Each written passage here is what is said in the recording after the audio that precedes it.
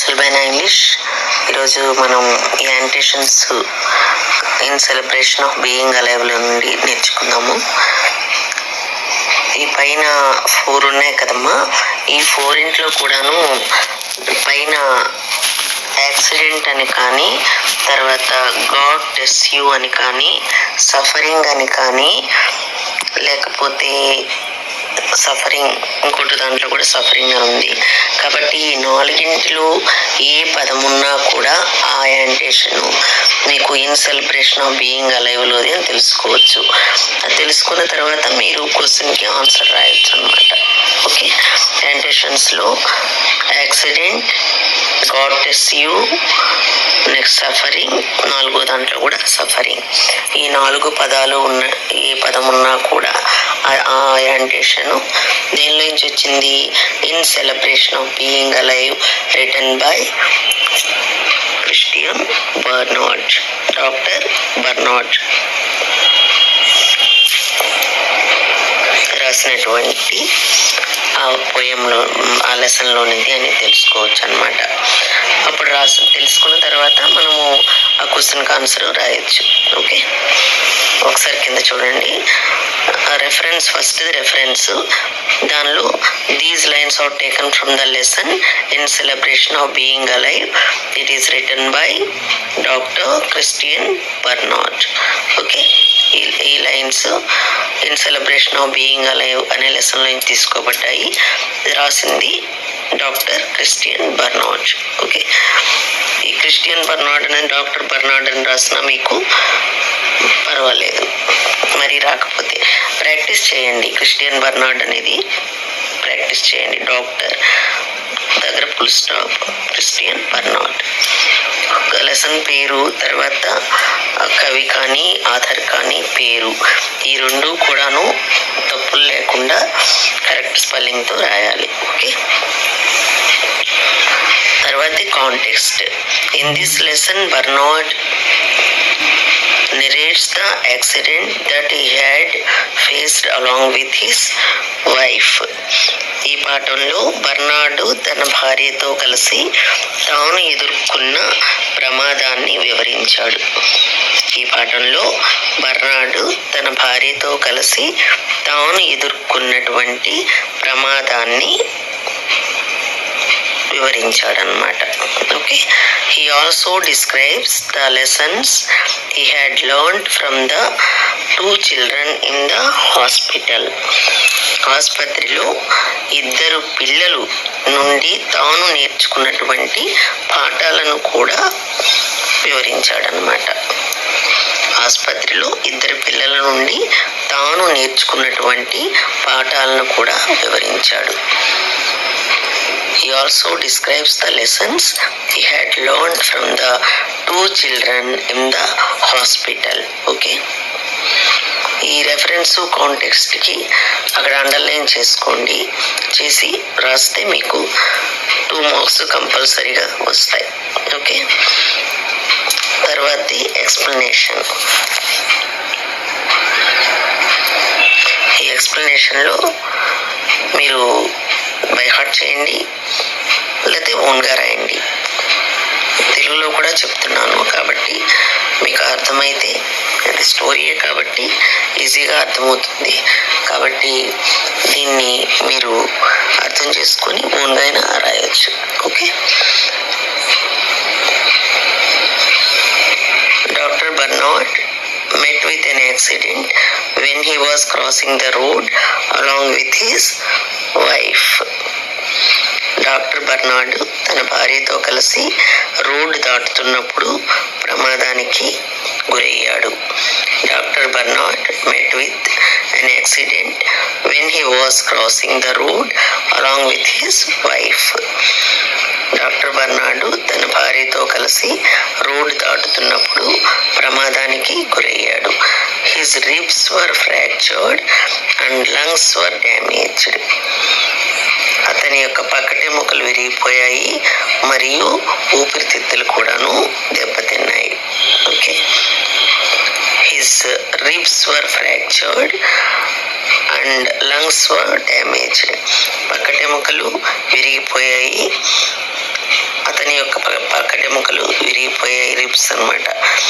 తర్వాత లంగ్స్ కూడాను డ్యామేజ్ అయ్యాయి, ఊపిరితిత్తులు దెబ్బతిన్నాయి అన్నమాట.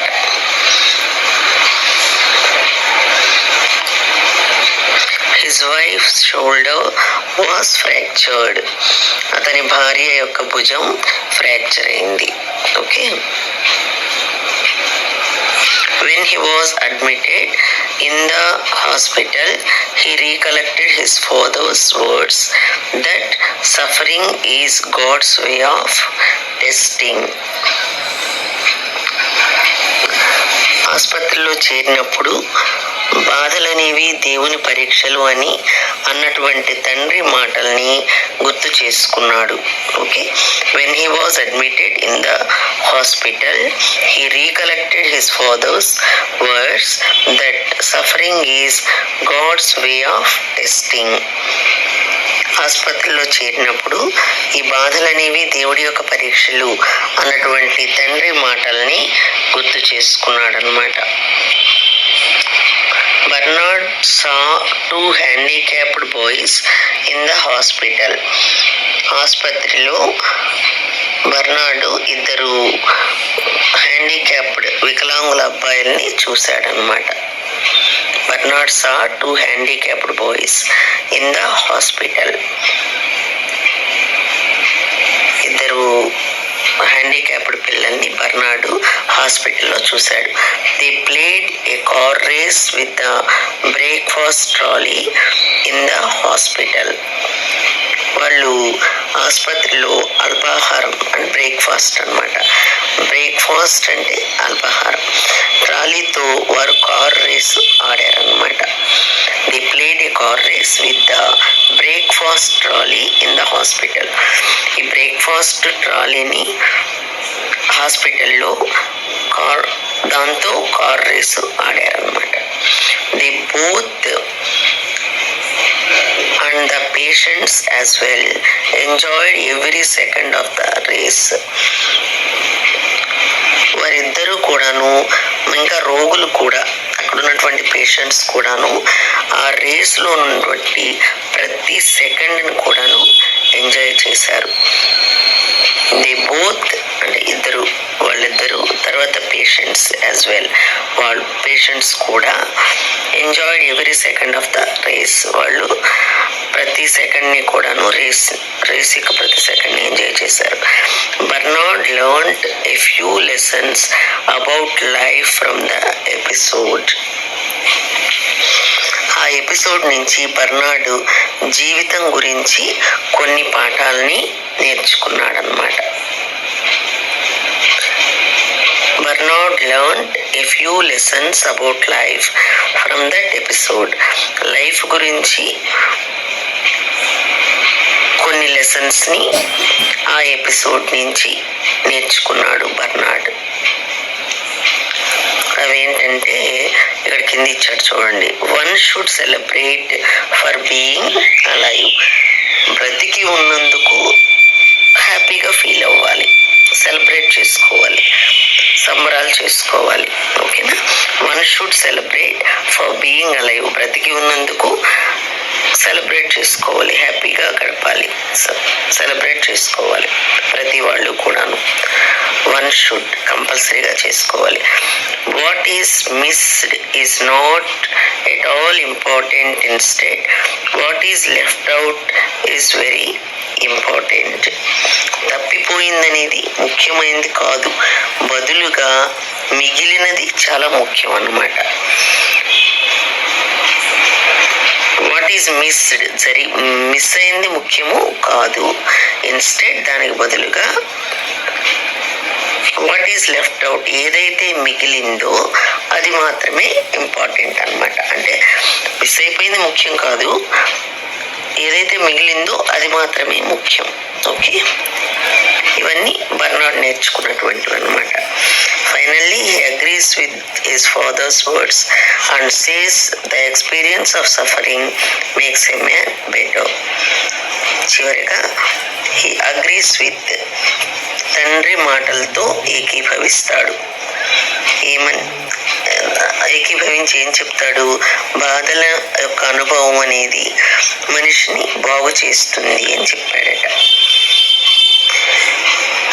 ద ఎక్స్పీరియన్స్ ఆఫ్ సఫరింగ్, ఈ బాధల యొక్క అనుభవం, ఎక్స్పీరియన్స్ అంటే అనుభవం అన్నమాట, మేక్స్ ఎ మ్యాన్ బెటర్, మనిషిని బాగు చేస్తుంది అని చెప్పాడట.